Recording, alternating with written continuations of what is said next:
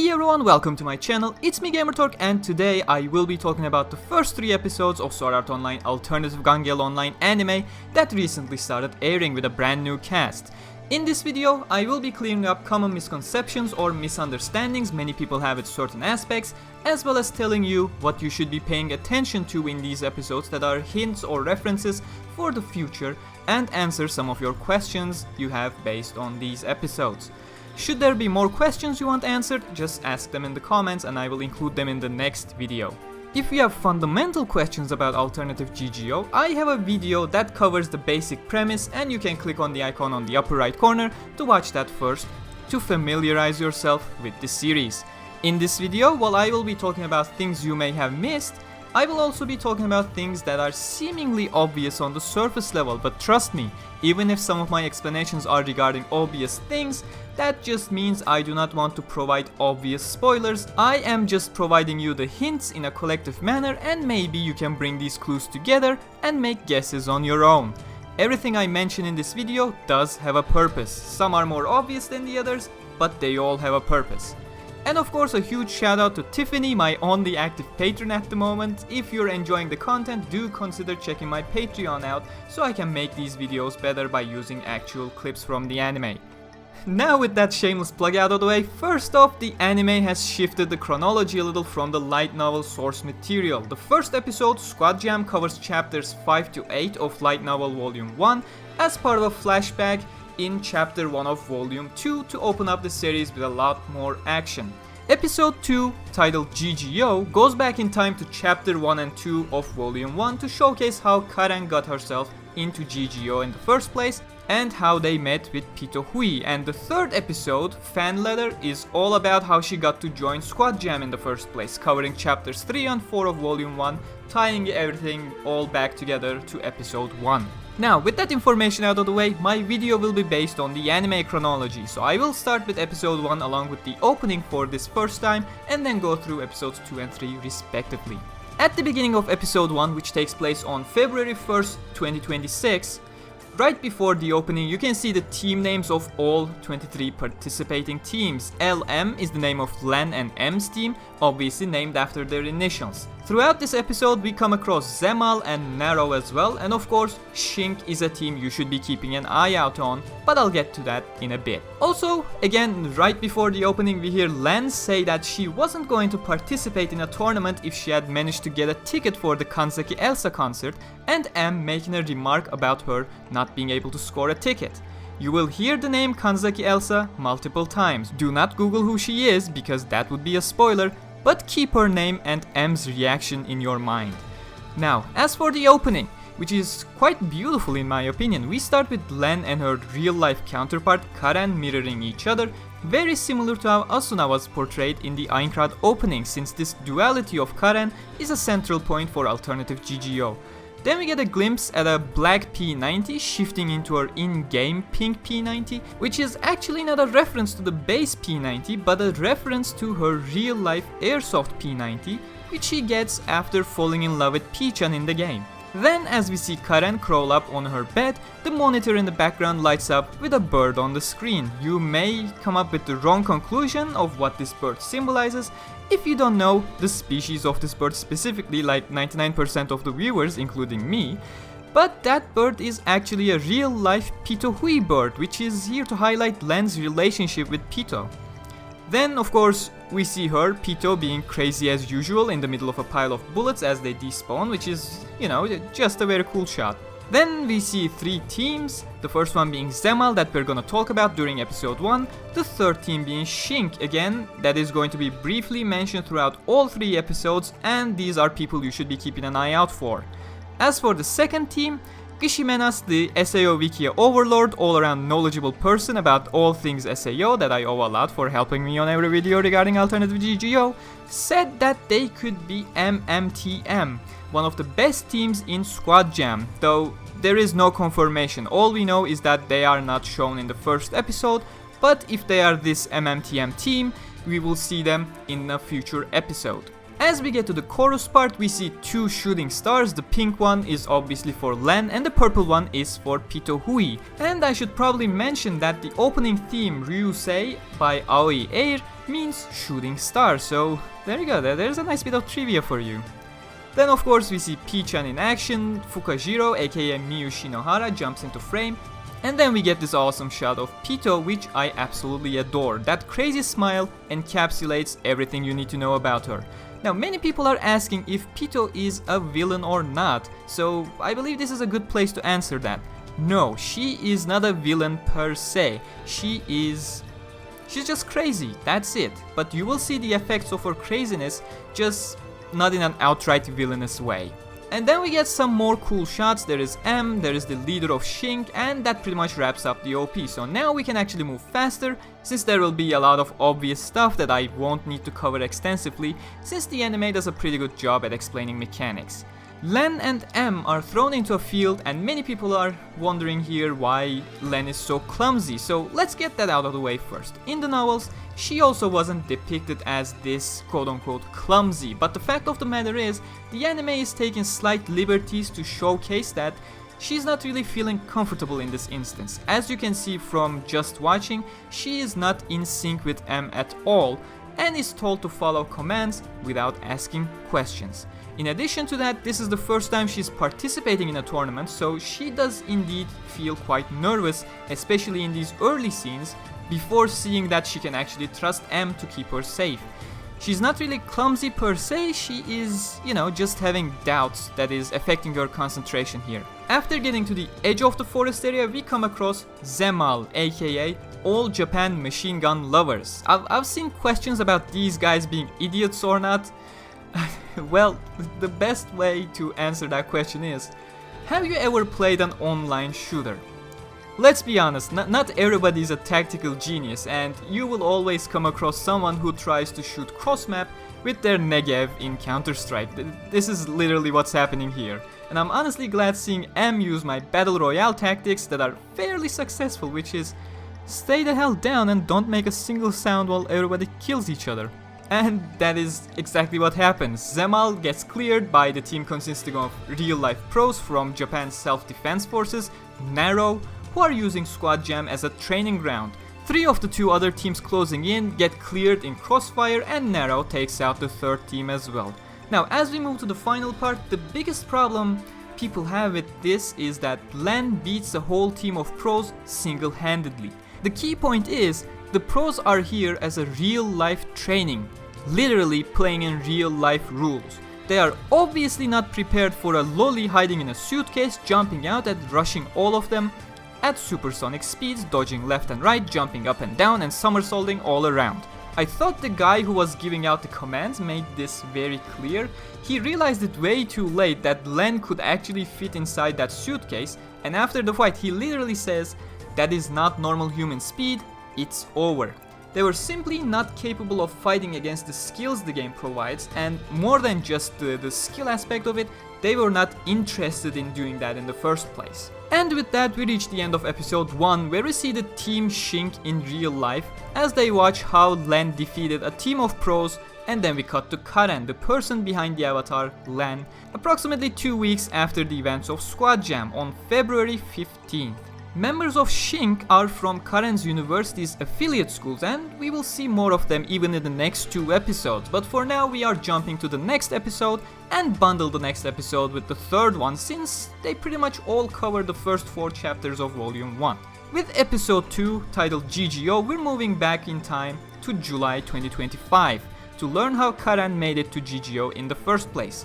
Early on, we get an appearance by Shink right before the OP, and the episode makes it very clear that this is going to be all about Karen's obsession about the fact that she is tall. After the OP, we go further back to August 2025, where Karen is watching a news report about Sword Art Online incident. Many people, for some reason, assume that this is a cameo for Kirito, but come on, that's a clear no. This person has brown hair and a pair of breasts attached to her chest, so no reason to speculate here. It's Lisbeth. Anyways, Karen likes the concept of having a different reality and the prospect of not being too tall there, and after consulting with Miyu, she decides starting Alfheim Online. While the anime doesn't mention this, she actually creates a sylph character because Miyu herself is a sylph in the game, in hopes of being able to find each other more easily, though things go wrong for Karen and as she gets a tall avatar and gets booted out by Atmosphere because she panicked a little too much. Meanwhile, we get another name drop for Kanzaki Elsa, who is having a concert in Tokyo sometime in the future. As Karen converts her character through 37 other games, eventually finding herself in GGO, many people are claiming, such a move doesn't make any sense, thinking nobody would pay that much money buying games just to have a character they like. Well, those people are right and wrong at the same time. Of course, nobody pays that much money just to have a character they like. That's why Karen uses games that offer a free trial function to create her characters without paying a single dime. And then there are people complaining how it doesn't make sense having a character creation charging you extra. And at that point, I'm assuming those people have stopped playing games in the past 5 years, considering every multiplayer game today has their customization tied to microtransactions. I've also been asked about why Karen is so obsessed about her size, but I feel like episode 3 already answers that question quite well, so I won't be going into that too far. It's not like that she is shunned from the society because she's tall. She's just self-conscious and doesn't like standing out, and well, being tall makes you stand out most of the time. After she dyes her clothes in pink and goes to the fields, interestingly we get another name drop for Kanzaki Elsa right before some people come across LLENN. Rest of the episode is mostly exposition, how LLENN's pink works as a camouflage, how she realizes she had a lot of fun player killing in the game, and of course how Pito Hui found her, albeit a little different from the light novels. I will be providing links so that you can see what the anime changed specifically from the light novels in the description, but I will talk more about that at the end of the video, and I suggest waiting for the end of the video because there are warnings attached. But at this point I feel like it is a good time to answer another question I got, namely, isn't it unfair having such a small avatar with such a small hitbox with such agility? Yes it is. To me, it really sounds like getting a Messi from your first FIFA Ultimate Team pack, but you know what? While Messi is really fast and agile, he is not very durable. Same goes for LLENN. Well, she is hard to hit. If you know what you're doing, you can easily stop her, since she is more of a glass cannon in this case. That's why there is a certain balance in games, there are advantages that come with things, as well as disadvantages. Yes, she is hard to target, but once targeted, she is really easy to take out. Anyways, after partying up with Pito for a while, LLENN tries building a relationship with her, mentioning how she likes music, especially, you guessed it, Kanzaki Elsa's songs, but Pito doesn't really look all that impressed by music. Then they both go about how different they are in real life than how they seem inside the game, which is the core premise of the series anyway. In fact, it was Sixawa, the author of Alternative GGO Online series, who wanted to tell a story of characters who were different than their real-life counterparts in comparison to the main series SAO, where Kirito, Asuna and others don't really have significant differences between their real-life personalities and in-game personalities. And one last point before we move on, LLENN and Pito make a vow to each other in this episode. While this is more of a long-term detail at the moment, it is still a key moment that will come back in a couple episodes once the anime finishes Volume 1 content and moves on with Volume 2, so keep this vow in your mind. Next up, we jump over to January 2026 with episode 3 titled Fan Leather, and Pito convinces LLENN to join Squad Jam. Here we get a little bit of exposition as well as a couple throwbacks to the Phantom Bullet arc without calling everyone by names and the respective Bullet of Bullets tournament. We see Yamikaze right before Shinon shot him, Musketeer X that Kirito took out on the roof of the stadium as Deathgun approached Shinon, Dine taking his place on the ground, all of which are joining us on Fatal Bullet on 26th of April with DLC 1. As well as scenes from the preliminaries that Kirito participated and the guy with the machine gun that took his place on top of a hill and got blasted with a grenade. Pito Hui also mentions that she participated in this BOB tournament but got knocked out in the second preliminary round by a sniper. Now everybody's jumping the gun here thinking this sniper is Shinon, but let's be real, Pito does not provide a name even in the light novels. And considering there are quite a lot of people who joined the preliminaries, it is highly unlikely that Shinon is the one who took out Pito. But one thing we know for sure is when Pito claims how two people banded together at the end, she is clearly referring to Kirito and Shinon. But the references don't end there. We actually have the author Keiichi Sixawa appearing as a self-insert character, a gun enthusiast novel author sponsoring the first squad jam for the Japanese GGO server. And if you have doubts that that is actually Sixawa, here's the comparison for you. That is definitely Sixawa there. Anyways, obviously Pito says she cannot join Squad Jam with the excuse of a friend having a wedding, but she offers M as a replacement, and we get yet another mention of the duality of characters right after this scene, just to make sure that you keep that aspect in mind. Everybody is different from their real life self. It's all about how these characters use VR as a chance to escape their reality. While Karan hesitates initially about joining Squad Jam, she decides to do a figurative coin flip here and leave it up to fate to decide, so whether Miyu can score a ticket to the concert or not. And once she fails to get the tickets, of course, Len agrees grouping up with M, somebody Pito knows very closely in real life.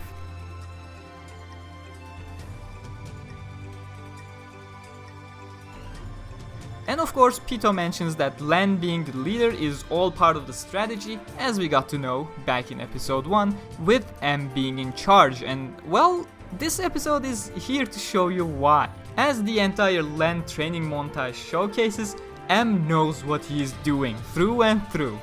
Knowing what Len is capable of, he can make use of her the best way possible, and let's be honest, it is one of the greatest sequences so far. And we end the episode with Karen writing a fan letter to Kanzaki Elsa, hence the title of the episode, Fan Letter, about her background, why she decided to go into VR, and how the pink little character in a devastated world ruled by gunfire, as well as how Elsa's music really makes her feel better. The episode loops back around to the start of Squad Jam that we have seen in episode 1 in the waiting room. But there's a difference. We get to see a final lesson by M teaching Len how to effectively use a knife, with quite the extensive knowledge about human biology, which should give you an idea about what kind of a person M is in real life.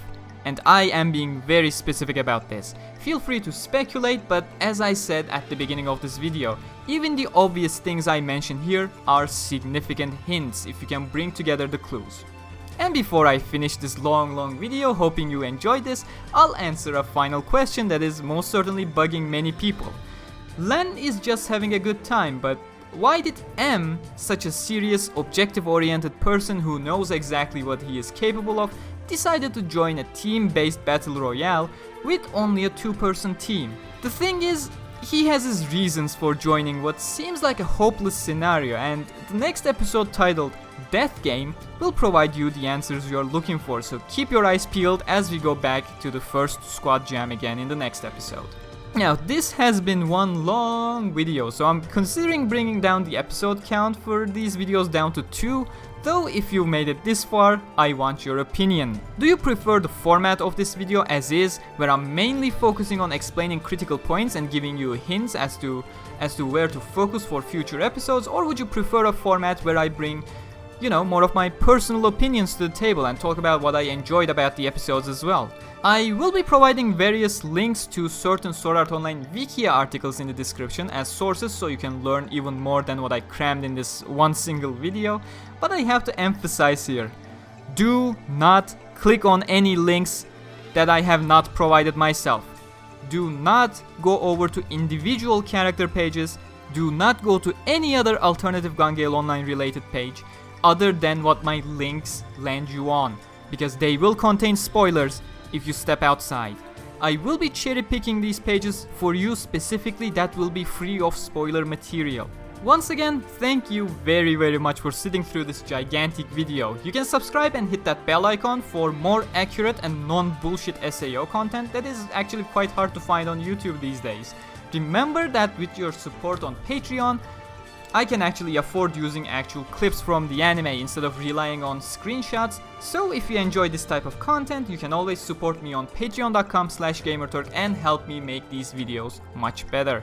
Once again, huge thanks to Gishimenas for helping me a lot on making these alternative GGO videos as accurate as possible, while also actually understanding my stance on spoilers, and does an absolutely amazing job at not spoiling me in the meanwhile. He even went through the entire script to ensure everything here is accurate and helping me not go through another turtle sniping incident. You can find him on Twitter at Gishimenas, as well as on SAO Wikia's Twitter account, and as always, you can find me on Twitter at Gamerturk95 and on facebook.com/Gamerturk. I'll see you guys next week with my Sword Art Online Fatal Bullet Ultimate review, so take care.